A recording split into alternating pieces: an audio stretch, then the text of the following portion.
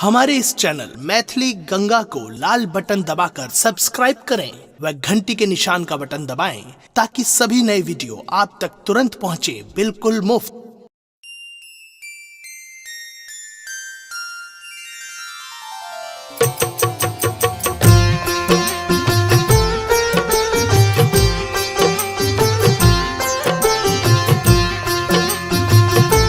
अपने सुन रहल छी गंगा कैसेट के प्रस्तुति।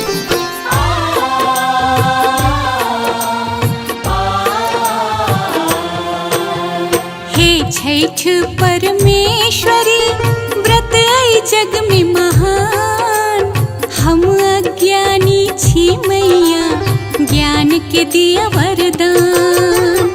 आस लगौने ठार छी जल में हाथ जोड़, जल्दी उगो है दीनानाथ दर्शन दिया ने मोर।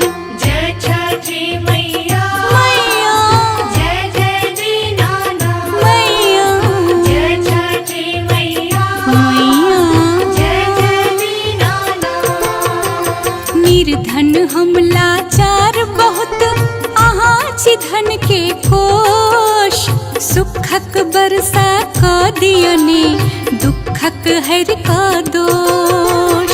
ऐ जीवन के छठ मैया लागल ग्रहण घन घोर, डगमग डोलै नाव हमर हम भक्तिन कमजोर। जय छठी मैया मैया जय जय दीनानाथ मैया जय छठी मैया मैया जय जय दीनानाथ।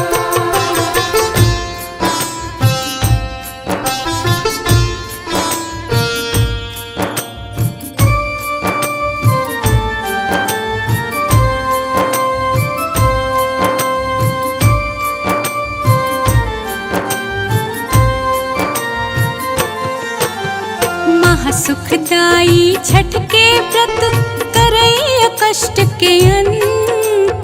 मरुस्थल जाका काया एकरा दिया बसंत। हे दिन कर दीनानाथ दियो ने भाग जगाए, हम दुखियारिन अबला पर होइयो ने सहाय।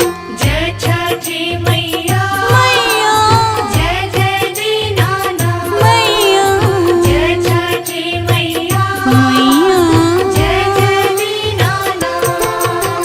कोढ़िया के काया दिया निर्धन के धन भरपूर।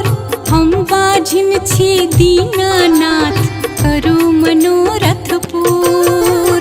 अहाँक अलौकिक माया सा भागै दुख संताप, छठ के व्रत सा कट जाए जन्म जन्म के पाप।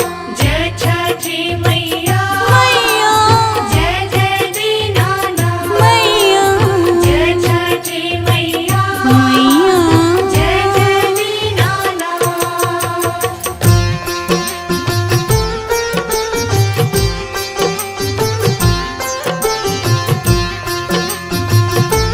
अपने सुन रहल छी गंगा कैसेट के प्रस्तुति।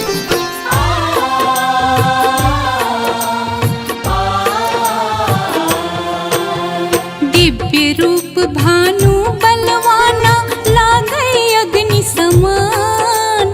अहाँ की महिमा दीनानाथ जग में बड़ा महान।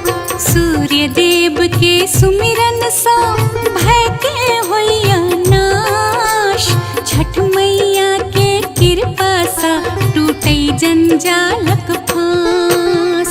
जय छठी मैया मैया जय जय दीनानाथ मैया जय छठी मैया मैया जय जय दीनानाथ। फल फूल मेवा नारियल और लेने कुसियार,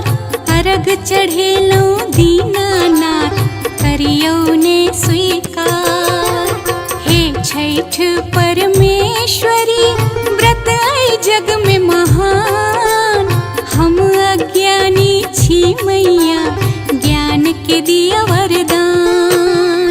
जय छठी मैया मैया जय जय दीनानाथ मैया जय छठी मैया मैया जय जय दीनानाथ।